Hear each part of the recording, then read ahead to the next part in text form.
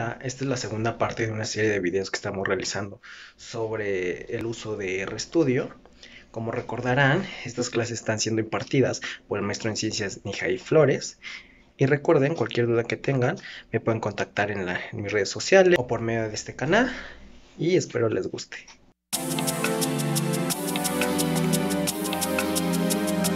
Habíamos visto la clase pasada cuáles eran los objetos con los que podíamos trabajar en R, que eran, pues ya lo habíamos visto, los objetos, que pues ya habíamos visto que, pues bueno, pueden ser números, letras, vectores, que los vectores eran un conjunto de números que estaban en un objeto, las listas, que eran objetos que tenían dentro otros objetos, incluso más listas.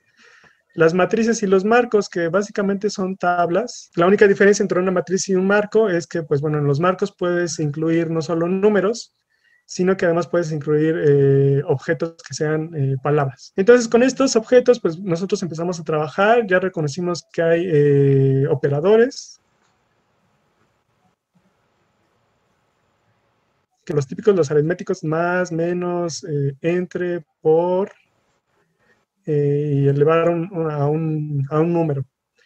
Y uno de los que más ocupamos es el de asignar, que es el del símbolo de menor que y el guión.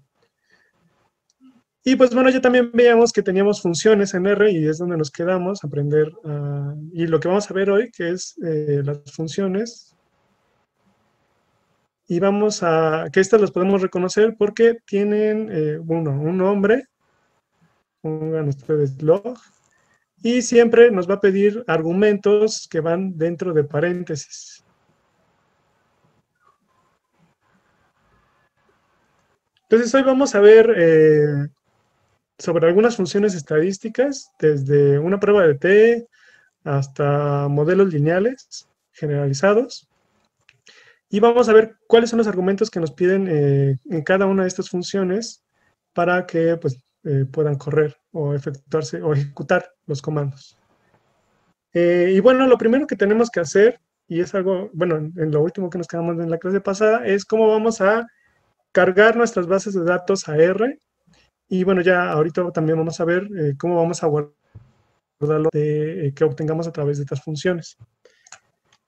Entonces, si se acuerdan, la clase pasada les pedí que pasaran el archivo que les envié por correo, que se llamaba CR1, en su carpeta de trabajo. Si, bueno, no tienen la carpeta de trabajo ahí a la mano, guárdenla en una carpeta que ustedes conozcan su dirección y ahorita les digo cómo pueden obtener esa información de esa base de datos.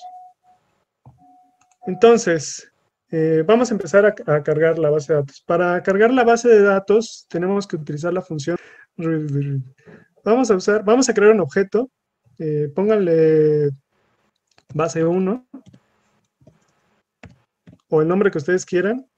A este objeto le vamos a asignar la base de datos. Entonces, vamos a usar la función read. Hay diferentes funciones para leer bases de datos.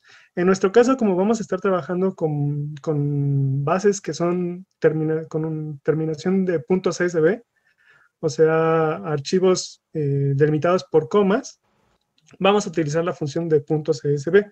Pero también si ustedes tienen otro tipo de bases de datos, en otro tipo de formatos, pueden usar la función read table.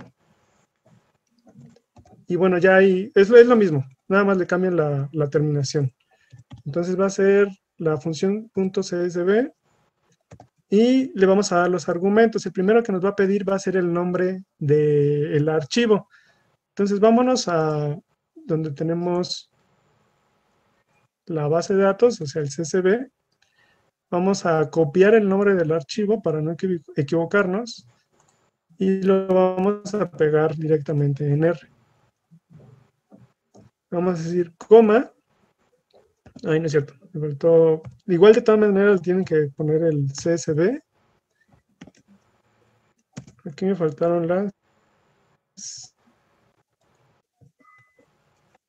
coma. Le vamos a poner que el separador es entre paréntesis una coma.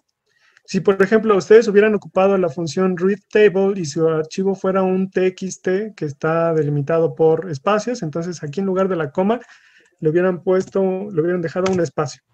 Aquí hay un espacio, ¿no? Ok, pero en nuestro caso, como es un CSV, el separador es una coma. Y otra cosa importante que tienen que poner, déjenme les abro la base de datos, es, como ustedes pueden ver en esta base de datos,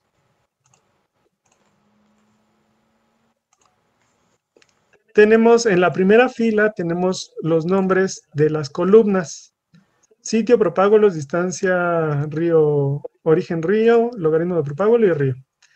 Entonces, le tenemos que decir a R que la primera fila es el nombre de las columnas. Para hacer esto tenemos que decir header, o sea, el encabezado es igual, o sea que sí hay true. Si llegara a ser el caso de que nosotros no tuviéramos esta primera fila con los nombres y nada más tuviéramos esto, aquí le pondríamos en header false. Pero pues en nuestro caso, como si hay en la primera fila los nombres, le ponemos que es true. Aquí se me olvidó las comillas, pónganselas también, por favor. Si ya lo tienen, nada más le dan control enter y en teoría ya se cargó en el panel de ambiente. Aquí ya dice base, 9 observaciones de 5 variables. Si vemos la tabla, el archivo original, son 9 observaciones o 9 muestras o 9 individuos, lo que ustedes quieran tener en su base, y 5 variables. Si en algún momento no saben a dónde está metido el ambiente donde están trabajando, ya ven que nosotros creamos un proyecto y nosotros atamos ese proyecto a una carpeta. Lo que pueden hacer es utilizar la función setwd, ahí está con minúsculas, setwd, y le ponen ahí donde ustedes sepan que está el archivo con el que quieren trabajar, copian la dirección, la copian y la pegan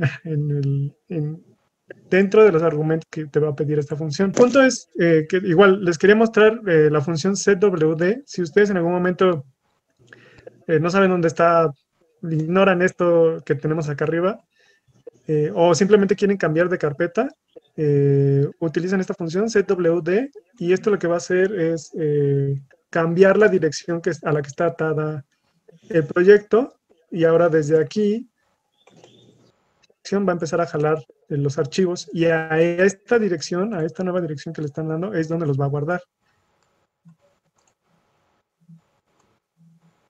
Entonces es una nueva función que igual ustedes en algún momento pueden llegar a ocupar. Cuando le den control enter, el nombre de la base debe aparecer en este panel, en el panel superior derecho, y debe de venir 9 observaciones y 5 variables. Bueno, entonces de esta forma ustedes ya van a poder, esto mismo lo van a tener que aplicar a todas las bases de datos con las que ustedes quieran trabajar alguna función aquí en R. Una vez que ustedes ya tengan aquí esto, podemos aplicar las funciones que ya habíamos visto. Ya les había dicho, aquí podemos ver que base es una tabla. Déjenme subir esto. Aquí se ve que es una tablita, 9 observaciones, 5 variables. Entonces es o un data frame o es un marco. Y si es un data frame, un marco o una lista, podemos utilizar la función de names para ver, se acordarán que names la habíamos ocupado para ver cómo se llamaban los cajones que había dentro de esta base de datos. Entonces le vamos a dar names y el nombre del objeto, que es base 1, que es donde guardamos nuestra base de datos, ¿no? Con este comando le dijimos a R, lee este archivo y guardan el objeto que se va a llamar base 1. Entonces fue lo que hizo. En el objeto que se llama base 1 están las 9 observaciones de las 5 variables que tenemos aquí. Entonces vamos a ver, si no supiéramos cómo se llaman cada una de las columnas, le damos names, base 1, y entonces acá en el panel de la consola nos aparecen los nombres de los cajones: sitio, propágulos, distancia, origen del río, logaritmo de propágulos y río. Sí, cualquier duda que tengan ahorita, pregúntenmela. Ahorita que estamos, pues bueno, aquí en confianza, porque luego nos quedamos con dudas que parecen pequeñas, pero si no las corregimos desde este momento, nos vamos a quedar con el mal concepto y después, cuando tratemos de hacer cosas más complicadas en R, no lo vamos a poder realizar. Entonces, cualquier duda, pregúntenme. Entonces ya tenemos aquí los nombres de cada uno de los cajones que tenemos en el objeto que se llama base 1. Ahora, vamos a empezar ya con las funciones. De manera general, una manera muy útil de dividir o que solemos dividir a los estadísticos es en estadísticos que utilizamos para distribuciones que tienen una normal o estadísticos paramétricos y estadísticos que utilizamos para variables que tienen una distribución que no es normal, que son estadísticos no paramétricos. Entonces, para saber esto, si nuestros datos son normales o no, la función que vamos, o bueno, más bien, sí, la función de aquí, pero la prueba que podemos utilizar son pruebas de normalidad. Y les voy a mencionar algunas, pero bueno, R tiene cargadas otras más. Como les habíamos dicho antes, pues va a depender de cada uno de sus sistemas de estudio y de sus datos como estén, si van a utilizar una o no. Aquí les voy a mostrar nada más dos que son de las más empleadas. La función de Kolmogorov-Smirnov y la función es ks.test. Esta prueba la utilizamos cuando tenemos datos, bases con más de 50 datos, o más de 50 individuos o más de 50 muestras, ¿no? O sea, que nuestras filas sean más de 50, utilizamos una prueba de Kolmogorov-Smirnov. Cuando nuestras bases o nuestras muestras son menos de 50, utilizamos la Shapiro. ¿Shapiro? Sí, Shapiro.test. Entonces, aquí les voy a poner una nota que son para pruebas de normalidad. Bueno, distribución de los datos normal.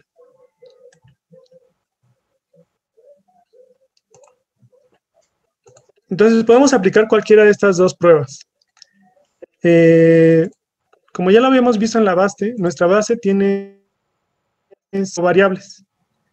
Entonces, vamos a probar si propágulos tiene una distribución normal o no. Como vemos, tiene solo 9 datos.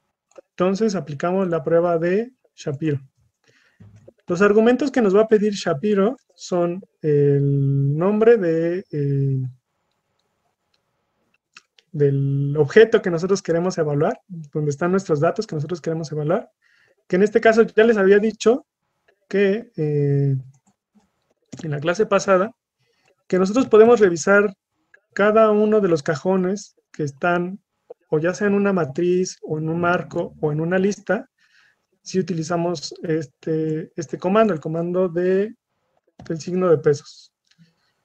Y ya les dije que vamos a utilizar propágulos, ¿no? Entonces, si utilizamos este comando, base signo de pesos propágulos, aquí en la consola, en donde nos muestran los resultados, vemos que aparece una lista con los datos que están en esta columna de propágulos. En esta columna de propágulos aparece ya aquí.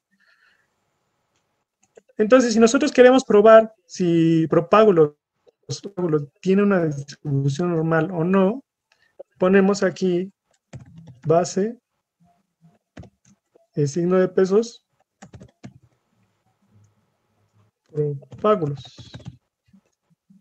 Y ya con esto le estamos diciendo a la función que queremos que pruebe la normalidad de esta variable, que es propágulos, que está dentro del cajón que se llama, dentro del objeto que se llama base, ¿no? Ay, perdón, ya me equivoqué aquí, es base 1. Entonces, bueno, aquí déjenme también ponerles que entonces esta es una prueba para datos con menos de 50 muestras. Y la Kolmogorov-Smirnov. Y la Shapiro es una prueba para datos con... Ah, ya me equivoqué. Aquí es con más. Con menos de 50 muestras. Entonces, si ya tienen la función y ya le están indicando que cuál es la base de datos con la que vamos a trabajar o con la que va a trabajar esta función, ya nada más le damos control enter y vemos que abajo, acá en la consola donde aparecen todos los resultados, aparece Shapiro-Wilk Normality, bueno, prueba de normalidad de Shapiro-Wilk.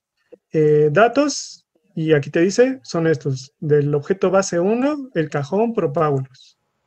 Aquí está el valor de la prueba de Shapiro-Wilk de 0.77 y el valor de P fue de 0.009. Esto quiere decir que hay diferencias estadísticas significativas entre la distribución de nuestros datos y una distribución normal. Entonces, quiere decir que nuestros datos no se distribuyen de manera normal, a menos los datos que están en la columna de propágulos. Lo que hace esta prueba es comparar la distribución que tienen tus datos, tu distribución, permíteme, la distribución de tus datos, si es normal o no es normal. Lo que hace esta prueba es comparar la distribución de tus datos con una distribución normal. Como vemos que aquí el valor de P fue menor a 0.05, quiere decir que hay diferencias entre la distribución normal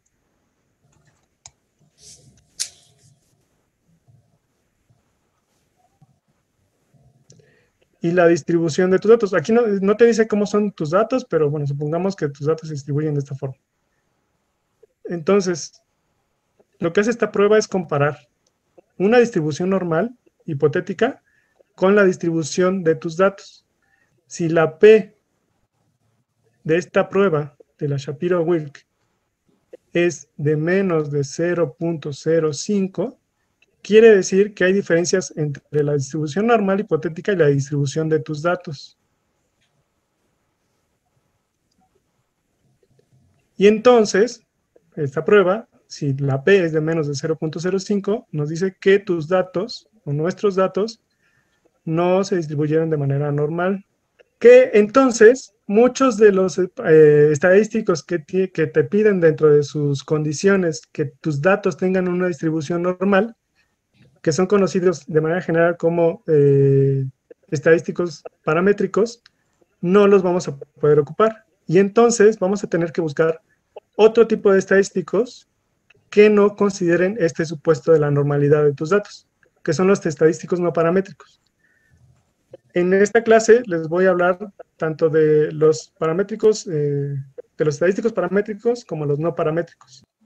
Los más comunes que conocemos, la prueba de T, la ANOVA, los modelos lineales.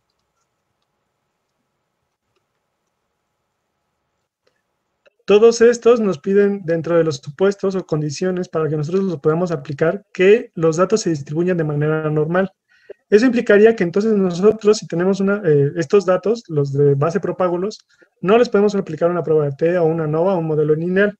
Hay algunos casos en los que las pruebas son lo bastante robustas como para omitir este supuesto, pero ya ahí pues no es tan recomendable, o bueno, ya no se cumplen los supuestos y en teoría no se deberían de hacer es, como ya les dije, utilizar pruebas no paramétricas, o sea, pruebas que no necesiten dentro de sus supuestos una distribución normal, o transformar sus datos a logaritmo o a algún otro escala para que entonces se conviertan en datos normales.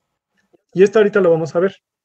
Pero eso también tiene sus supuestos. No todas las transformaciones te dan los mismos resultados y dependiendo de tus datos va a depender el tipo de transformación que puedas realizar. La prueba de normalidad que aplicamos fue para propágulos, los datos de propágulos. Pero yo les mencionaba que tenemos dos opciones al momento de enfrentarnos con que nuestros datos no se distribuyen de manera normal. Uno, transformar los datos, que, bueno, tienen sus supuestos, no siempre es recomendable. Y otra, aplicar pruebas no paramétricas. Aquí, en esta columna, en la D, eh, de los propágulos, que son, en el sitio 1 encontré 48 propágulos, en el sitio 2 324 propágulos, lo transformé a logaritmo, base 10. Y estos fueron los datos, los resultados que obtuve. Entonces vamos a ver qué es lo que pasa si ahora aplico la prueba de Shapiro a los datos que tengo en el cajón que se llama, que ya no me acuerdo cómo se llama, logaritmo propágulos.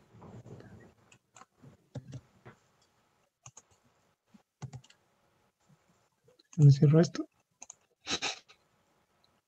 Bueno, voy a aplicamos la prueba y aquí observamos que al aplicar la transformación a una base logarítmica, a una escala logarítmica, logramos normalizar los datos. Eso, pues, bueno, como ya les mencionaba, pues tiene sus consecuencias, ¿no? Las magnitudes, pues, se transformaron y, pues, bueno, aquí las diferencias que eran antes evidentes, pues, ya no lo son tanto, ¿no? En el sitio 3 y en el sitio 5, las diferencias ahora son de unidades. Entonces, lo recomendable es generalmente aplicar las pruebas no paramétricas, o a menos de que su estadístico paramétrico mencione que, pues bueno, soporta que la normalidad no, el criterio, el supuesto de normalidad no se cumple en sus datos. Aquí ya nada más para mostrarles cómo es que funciona la prueba de Kolmogorov-Smirnov, es igual lo mismo, pero recuerden que la de Kolmogorov-Smirnov se utiliza generalmente para muestras que tienen más de 50. Ok, vamos a poner el nombre, es base 1 y utilizamos propágulos. Aquí ya no me acuerdo, sí. Le tenemos que especificar que queremos que compruebe con una distribución normal y para hacer eso le ponemos que es P normal, una probabilidad normal. Y entre paréntesis, digo entre... A ver, vamos a aplicarla así. Así. Y podemos ver que igual, esta no es la prueba que se tiene que aplicar en este caso, dado que son menos de 50 muestras las que tenemos en propágulos, solo tenemos 9 muestras para los propágulos. Pero igual, nos sale que la P es diferente, es menor a 0.05, entonces la distribución de nuestros datos es distinta a la normal. Lo que vamos a hacer va a ser cargar esa base de datos a este archivo, a esta sesión de RStudio que tenemos abierta. Ahora se va a llamar base 2. Quiero que carguemos la base que se llama área basal.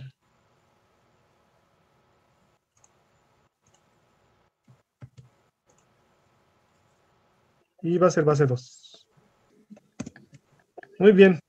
Pues ya ahora sí tenemos cargada esta base. Esta base, ya no les dije, bueno, la base pasada era resultados del número de propágulos que observé a lo largo del río. Y esta base tiene el área basal que se obtuvo a partir del diámetro normal que estuvimos midiéndole a árboles que estuvimos censando en 3 sitios de muestreo. Cada uno de estos 3 sitios de muestreo está en ríos de diferente orden de Strahler, pero bueno, para que ustedes entiendan, son ríos que tienen diferente ancho. Aunque no necesariamente el orden de Strahler se refiere a eso, pero bueno, eso no lo vamos a discutir ahorita. Y todos corresponden a una especie, a almos. Entonces, lo que vamos a hacer ahorita va a ser contrastar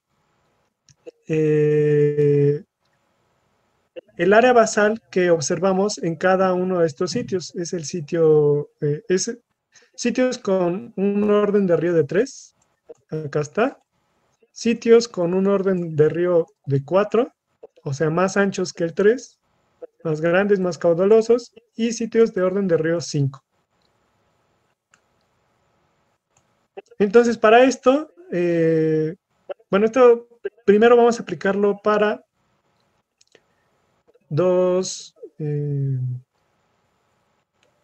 para comparar dos grupos, el sitio 3 contra el sitio 4, y para esto vamos a aplicar una prueba de T.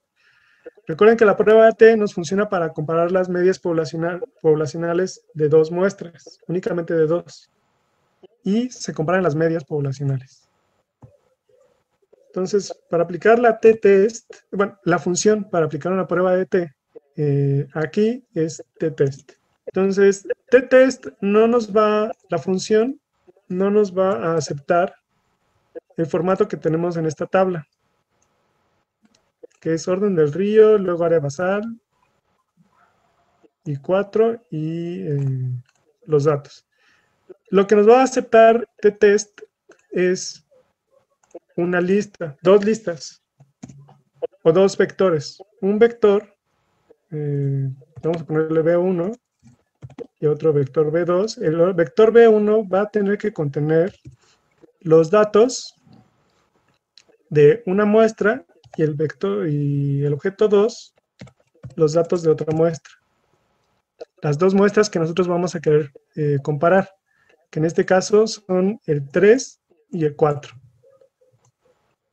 Entonces, como esto ya no lo preparé, lo vamos a modificar. Voy a modificar esta tabla. Nada más vamos a eliminar la columna que dice especie.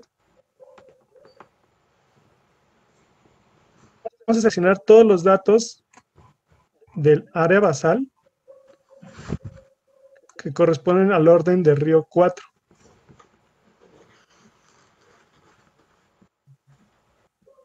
Y hasta aquí. Los vamos a cortar y los vamos a pegar en otra columna.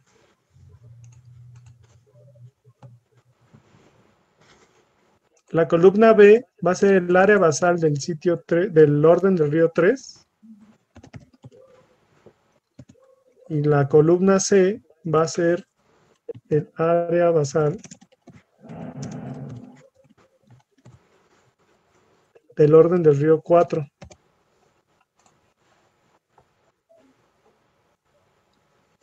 Vamos a eliminar la columna donde vienen los órdenes de río.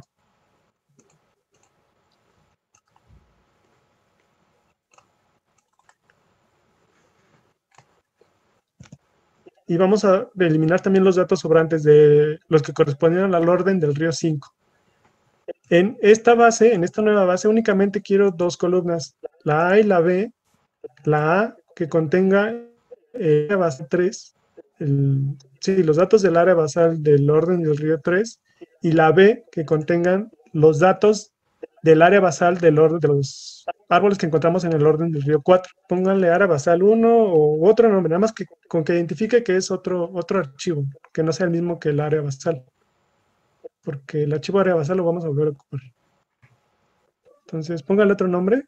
Por ejemplo, yo le puse área basal 1, que sea igual CSV, y lo guardan en la carpeta donde estén trabajando. En mi caso es clase 2. Bueno, entonces nada más vamos a cambiar el nombre en el script que esta Areli ya nos había ayudado a escribir. Le vamos a poner que es el área basal 1 o el nombre del archivo que ustedes le hayan dado a esta nueva base que nada más tiene dos columnas. Y igual si quieren cambiar el nombre, que sea base 3. Pero todo lo demás lo vamos a dejar igual. En teoría está en la misma base. Entonces ya creamos la base 3, que tiene 52 observaciones de dos variables. Entonces, ahora sí, podemos crear el objeto 1, que va a ser una población, el objeto B2, que va a ser la otra población de árboles. La primera población, como ustedes quieran, en mi caso yo voy a asignar al objeto B1 la población de árboles que están en el río de orden 3. Entonces, en mi objeto base 3 del cajón área basal 3, quiero que lo asigne al objeto B1. y le damos Enter. Y acá vemos que ya está el objeto B1. Aquí está el objeto B1 con unas 55 observaciones y estos son los valores, que acuérdense que son el área basal de los árboles. Y para crear el objeto B2, que es la otra población con la que yo voy a querer contrastar para ver si hay diferencias en el área basal con los árboles del orden del río 3, es BA3, signo de pesos y área basal 4. Le damos control enter. Y aquí en el panel donde se observan los objetos que tenemos activos, ya tenemos a B2. Entonces, ahora para aplicar la prueba de T, que les insisto, es para comparar las medias poblacionales entre dos poblaciones, nada más le vamos a decir t-test, el objeto B1, que es una población, coma, el objeto B2, lo pueden dejar así o asignar desde acá X o la población 1 va a ser igual a B1 y Y, la población 2 va a ser B2. En control enter y aquí están los resultados. Los resultados aquí está el valor de la prueba de T y el valor de alfa o de P. Podemos ver que es de 0.002. Esto quiere decir que hay diferencias significativas entre las medias poblacionales. Y si nos vamos a la tabla original y nada más una pequeña revisión, le pedimos el promedio para el área basal entre los árboles en árboles del río de orden 3.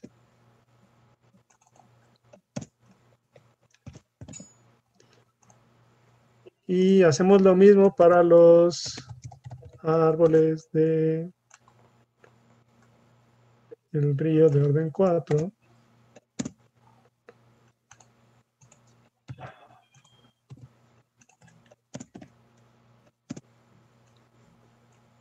Pues ya desde aquí se puede ver que, pues, y en el orden del río 3, en el orden del río 3 son más anchos. Y en el orden del río 4 son más delgaditos. No comen mucho. ¿Por qué? Pues bueno, ahí tendríamos que investigar qué es lo que está pasando ahí en nuestro sistema, como para decir, pues es que a Alnos Acuminata le va muy bien en el orden del río 3 y por eso crecen muy anchos, tal vez no hay tanto disturbio y entonces pues pueden crecer durante mayor tiempo antes de que una crecida en la corriente los tire. Y tal vez en el orden del río 4, por alguna razón no les va tan bien, o pues como hay una mayor cantidad de agua, durante las inundaciones los árboles se caen y entonces pues lo que tenemos son muchos individuos muy chiquitos. Habría que preguntarse por qué está pasando esto. Pero entonces aquí ya tenemos los resultados que al menos para estas dos poblaciones, los árboles del río 2 y los árboles de orden del río 3 y los árboles del orden del río 4, pues son diferentes. Las medias poblacionales son diferentes. Esto asumiendo que la distribución de nuestros datos son normales. Ya arriba que podemos aplicar algunas pruebas para ver la normalidad de los datos. Vamos a entonces repetir la prueba de... Esta tiene más de 30, creo que no. No, este tiene 34 y este tiene 56 individuos. Creo que podemos aplicar la Shapiro en los dos casos. 56 tampoco es un número significativo. Bueno, no muy... que suba mucho de 50, que es el límite para aplicar la prueba de Shapiro. Vamos a aplicar Shapiro para ver la normalidad de nuestros datos. Y nada más vamos a ocupar el objeto B1 y el B2. B1. Podemos ver que la prueba de Shapiro nos arroja un valor de P menor a 0.05. ¿Eso qué quería decir? No tiene una distribución normal. Así es. La distribución normal es distinta a la distribución de nuestros datos. si la distribución de nuestros datos fuera igual a una distribución teórica normal, la P, este valor de P sería mayor a 0.05. Y aplicamos la misma prueba de Shapiro para el caso del objeto B2, que era donde teníamos a los árboles del orden del río 4. Y vemos que igual es diferente, es menor a 0.05 y entonces quiere decirnos que nuestra distribución, la distribución de nuestros datos no es normal. Entonces, como la prueba de T es para datos que deben de cumplir con la distribución normal, así como con otros supuestos, este es solo el de la normalidad, pero tiene otros supuestos la prueba de T, que compara medias otra vez. La alternativa no paramétrica, es decir, que no nos pide una distribución normal de nuestros datos, una de tantas, prueba no paramétrica para comparar medias poblacionales. Dos medias poblacionales. Acuérdense que todo esto es comparando dos poblaciones nada más. Hay varias. Una de ellas es la prueba de Mann-Whitney, U de Mann-Whitney. Y para esta prueba, la función en R es, perdón. Igual, nada más le damos los objetos, que es igual B1, bueno, las poblaciones, que están en los sujetos B1 y B2. Le quito el signo de interrogación. Sí les había mencionado, ¿no? Que cada vez que necesiten ayuda de una función, o sea, que no sepan qué parámetros lleva, la función, le ponen el signo de interrogación y luego escriben el nombre de la función. Vamos a dejarlo en Wilcoxon Test. Le dan control enter y acá en ayuda les dice qué es lo que estamos calculando con esta función, una prueba de Wilcoxon Test, también conocida como la U de Mann-Whitney. Y aquí vienen cómo se puede usar y los parámetros que nos pide. X, Y, que es, bueno, lo que ya les mencionaba. Y algunos otros que igual ustedes lo pueden ir leyendo. Ah, ya lo puse, ¿no? Ok. Y le damos control enter.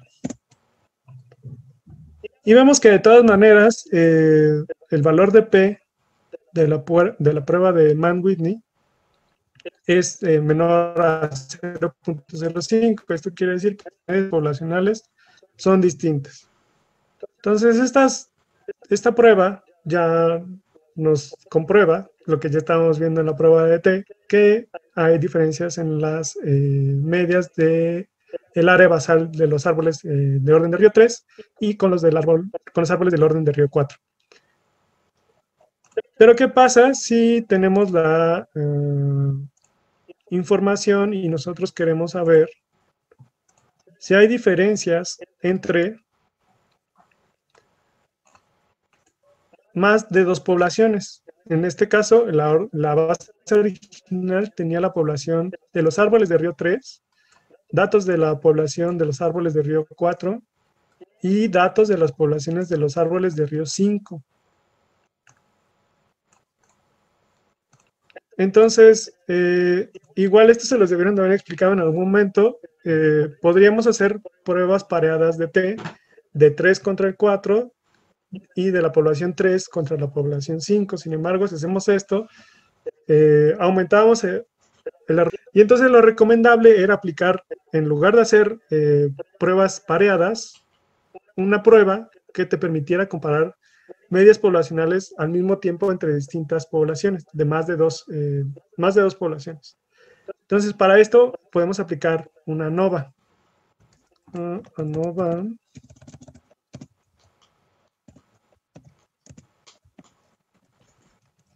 para comparar más de dos poblaciones. Igual, la ANOVA tiene tanto su opción paramétrica como su opción no paramétrica. La ANOVA normal la podemos... no hemos cargado la base de datos. Vamos a denominar la base... esa ya la teníamos, ¿no? Creo que era base 2. Déjenme ver, que ya no me acuerdo. Sí, es la base 2. Y en teoría sigue activo. Sigue activo el objeto. Entonces, base 2, que es la base original que yo les pasé. Si no, bueno, para activarla o si no la tienen o si ya la perdieron, aplicamos la misma función de read.csv, coma, el nombre de la base que era, vamos a copiar esto, pero sin el 1. Y en teoría si hacen control enter, ya debe de activárseles la base 2, el objeto base 2, que es donde tenemos los datos de el área basal de más de 3 poblaciones. Entonces, vamos a crear un nuevo objeto, ahora que se llame C1, o el nombre que ustedes quieran, y a este objeto le vamos a asignar los resultados de la función que se va a llamar A o B. A o B es ANOVA. Y aquí, un paso antes, names, base 2. ¿Quieres saber qué es lo que tiene el objeto base 2? Que es el orden del río, la especie y el área basal. Entonces aquí como ya tenemos más de 2 poblaciones, lo que nos va a pedir es el argumento que nosotros queremos evaluar, que en este caso es el área basal.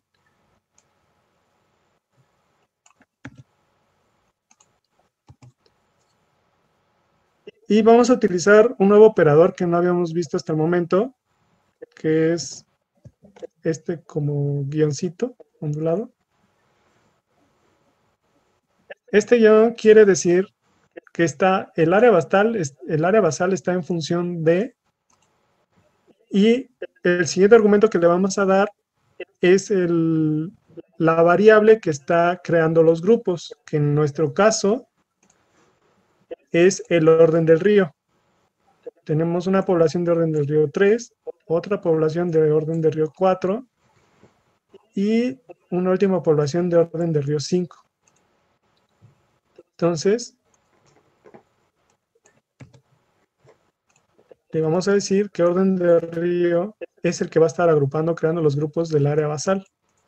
Escribieron el comando área basal, el guioncito así como rarito, que quiere decirnos que el área basal está en función del orden del río. Y en el orden del río nosotros tenemos ya sea una letra, una palabra o números que nos identifican o que van a separar las diferentes poblaciones. Entonces le vamos a dar control enter y me dice que área basal no funciona. Área basal. Sí está así Claro. Es que no le he dicho que estos datos están en data, están en la base 2.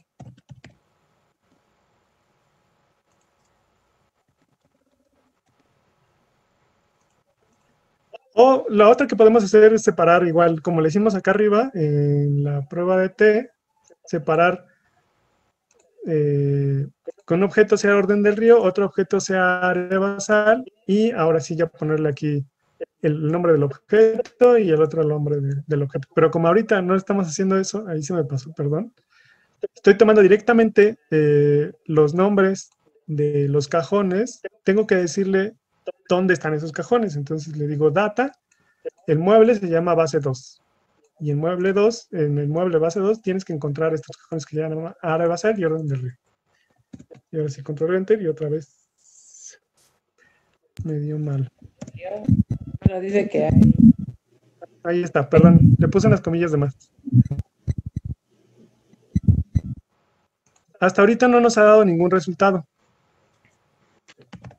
Si queremos ver los resultados, tenemos que utilizar para todas las funciones que son como pruebas estadísticas un poco más complejas, vamos a tener que usar la función summary para ver los resultados. Summary del objeto o resumen del objeto C1, que es donde tenemos los resultados de la ANOVA. Control Enter, y aquí están los resultados. Ya casi acabamos con la ANOVA. Ya ahorita nada más quiero mostrarles las pruebas post-hoc, porque como ustedes ya igual seguramente sabrán, es, lo que nos está diciendo esta prueba, la ANOVA, es que hay diferencias entre los grupos, pero no nos está diciendo entre qué grupos hay diferencias. Ese es otro de los procedimientos que se tienen que llevar a continuación. Entonces, la prueba posterior, que generalmente, bueno, se conocen como pruebas post-hoc, para reconocer cuáles son las diferencias entre los grupos, cuando en la ANOVA, aquí, en el valor de P, nos indica que hay diferencias estadísticas, pero no sabemos entre qué grupos. Aquí está la variable orden del río, que es la que ocupamos para agrupar. Los grados de libertad, los cuadrados, el valor de F, que es el estadístico, que ocupó para contrastar las diferencias, para determinar si hay diferencias entre las poblaciones, y el valor de P. Entonces, la prueba post-hoc, o una de las pruebas post-hoc más utilizadas, es la prueba de Tukey. La prueba de Tukey les estaba diciendo que es para identificar en cuál de los grupos es que hay diferencia, entre cuáles grupos hay diferencia. Y es Tukey. Está Tukey SD. Y le vamos a poner el objeto donde nosotros guardamos los resultados de la ANOVA, que en mi caso es C1. Ustedes creo que también deben tenerlo en C1. Y le damos Control Enter. Y deben de obtener en el panel de la consola estos resultados. Entonces aquí, donde vamos a ver cuáles son los grupos entre los que hay diferencias, vemos el valor de P ajustada. Entre el 4 y el 5 el valor de P es de 0.067. Quiere decir que las diferencias son marginales, ¿no? Pero siendo estrictos es mayor a 0.05 y entonces no hay diferencias entre la población 4 y 5. El área basal de los árboles del orden del río 4 y el área basal de los órdenes del río 5 es similar. En cambio, vemos que para la población 3 y 5 y 3 y 4, la P es de menos de 0.05. De hecho, esta P está muy, muy chistosa. Entonces, quiere decir que los árboles del río 3, de orden del río 3, tienen un área basal, como ya lo veíamos antes, que es mayor que los árboles del río 4, pero también que los árboles del orden del río 5. Entonces, este estadístico pues, nos ayuda para eso, para comparar medias poblacionales entre más de 2 poblaciones. Pueden ser 3, 4, 5.